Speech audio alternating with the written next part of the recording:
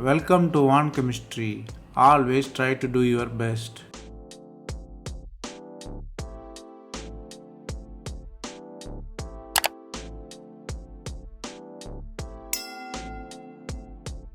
Now, let us see about 100 conversion in organic chemistry. We are seeing it as episode. I am happy to say it's the 50th episode.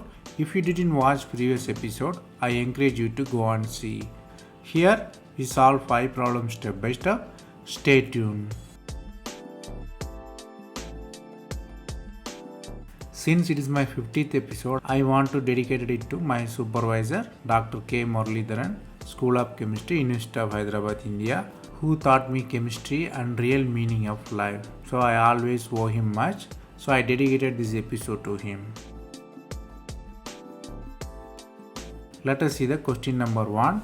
The starting metal is 8-member system with alkene. 2 alkenes are there in the system. You are using the B2H6 1 equivalent. The next step, you are using the cyclohexane with alkene, which is isolated double bond, and the cyclic double bond also there. And you are using the alkene with iodine and COMe substituted. Then you are using the palladium catalyst and base and the solvents also. Here products are given. Products are mostly the new carbon-carbon bond is developed, and definitely reagents are suggest one naming reaction is involved here.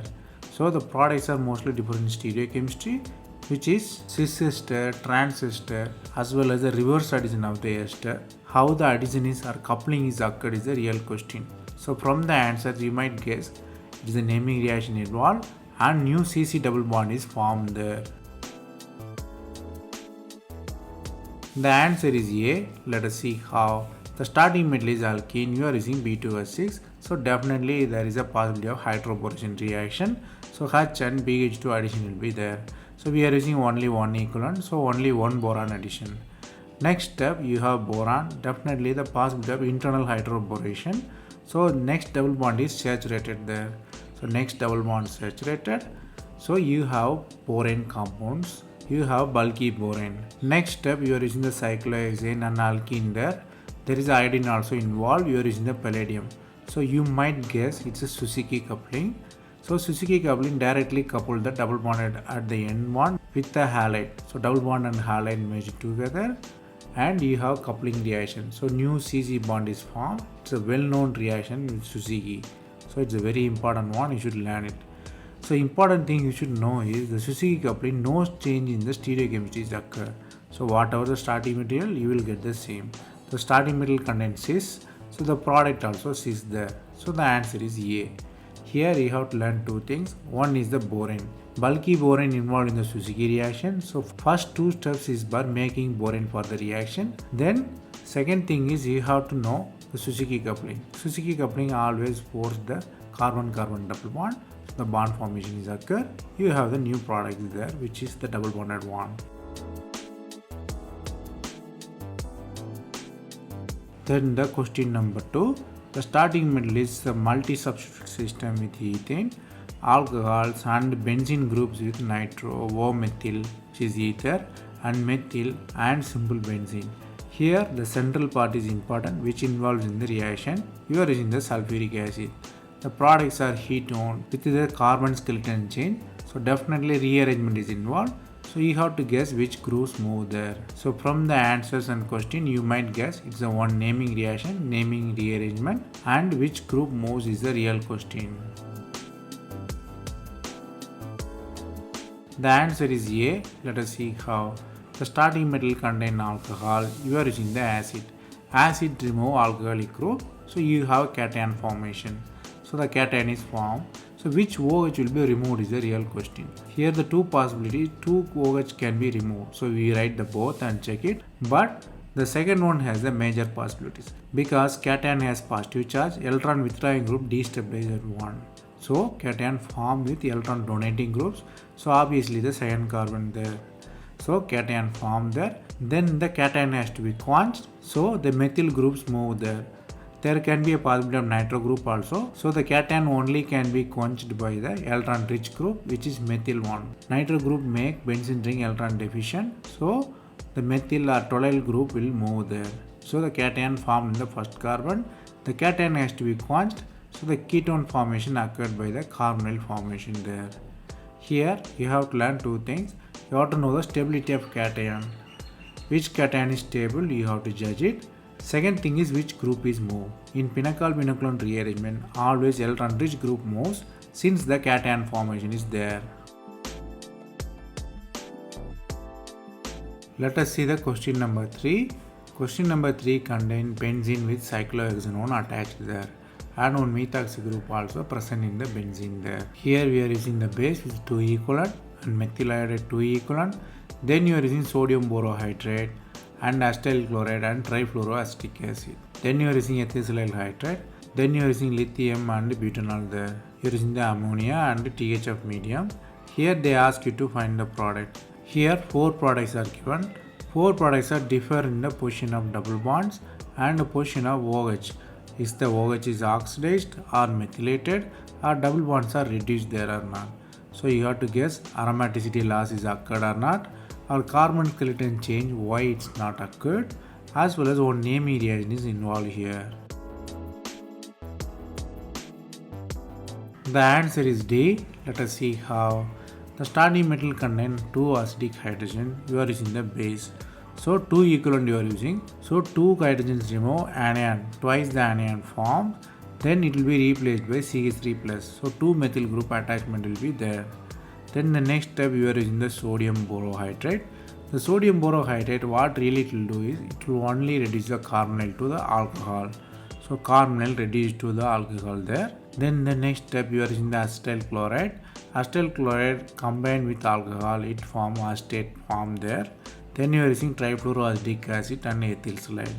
What really trifluoroacetic acid and ethyl saline hydride will do is it remove the CH3COO minus, the H plus protonate to carbonyl, and it remove CH3COO minus. Here silicon oxygen bond strength is very high. It promote the acetate group removal.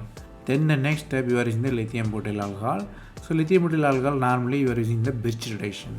So the Birch reduction always promote the double bond near electron donating groups, which is MEO and 2 methylene groups are there. So bond is near the electron donating groups. Here you have to learn two things.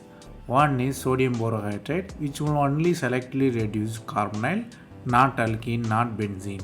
Second thing is Birch reduction. Birch reduction always promote the double bond near the electron donating group.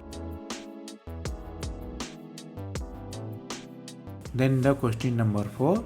The starting metal is conjugated ketone in cyclic form and one methyl is below the plane. Here you are using the sulfoxide reagent with iodine and you are using the base and DMSO. Next step you are using lithium and ammonia. Here they ask you to guess the product. Products are differ in the stereochemistry as well as the fate of ketone also in question. Whether the ketone get reduced or if there is any migration on methyl, and stereochemistry also suggested here. So you have to understand that there is a special reagent and the special chemistry involved here. The answer is A. Let us see how. The starting metal is sulfoxide system. You are using the strong base. So what really happens is there is a formation of halide or conjugated positive negative charge. So positive negative charge there. The halide formation found by removal of H plus. So negative charge formed there.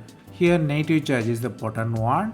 It attacks the conjugated carbonyl. So it's a kind of 1,4 addition patient. So you should know it's a very important one. It attacks the 1,4 kind of addition. So it attacks directly to the carbonyl. So the charge moved to the oxygen, you have negative charge. So negative charge has to be constant. So what really happened is it formed the bridged carbon there. Then you are using the lithium and ammonia. Lithium and ammonia is a free radical producing agent. It produces free radical by ring opening. So the ring is open there. You have radical and anion. The system is highly unstable. So it can be quenched by H plus reduction. So the system is hydrogenated there. So you have alcohol and the other side quenched radical. The alcohol near to the double bond. So ketone inert atomism you have ketone. So the answer is clearly A. Here you have to know two things. One is conjugated addition of the sulfur halide. Sulfur halide always methylate the conjugated double bond. Then the strain system near the carbonyl always opened by the reducing agent. Then the question number 5. The starting metal is oxime with chiral carbon. Chiral carbon contain methyl, phenyl and hydrogen there. and one methyl also on the opposite side. Here reagents are tosyl chloride and pyridine. Then you are using hydrolysis condition. They ask you to find the product. Products are mostly ketone and amine there. Here the position of amine is the real question. Whether the amide is there or the amide attached with or the N-alkyl with the chiral carbon or there is a change in chirality occurred or not is the real question. Here you have to understand that one naming reaction is involved and the nature of stereochemistry also in the question. The answer is D. Let us see how. The starting metal contain alcohol. You are using the tosyl chloride and pyridine. So definitely it's a Beckmann rearrangement. So oxygen will be tosylated. Tosylate is a good leaving group. What really happens is the chiral carbon migrates to compensate the leaving group there. So the migration of chiral carbon occur and cation form there.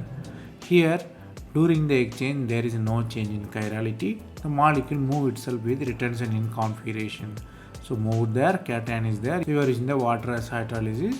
So OH formation occur in the cation. Then the cation and amine in the double bond. So tautomerism occurs. So the answer is clearly D. The amine with retention of configuration. Here you have to learn two things. If you see oxime with acid, you might guess it's a Beckmann rearrangement.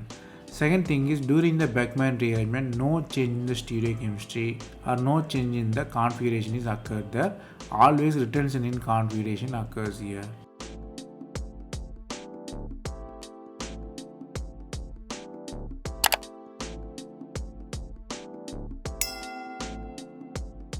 That's all from this episode. I hope it was easy. Thanks for watching. If you have any suggestion, comment below. Stay tuned for next episode.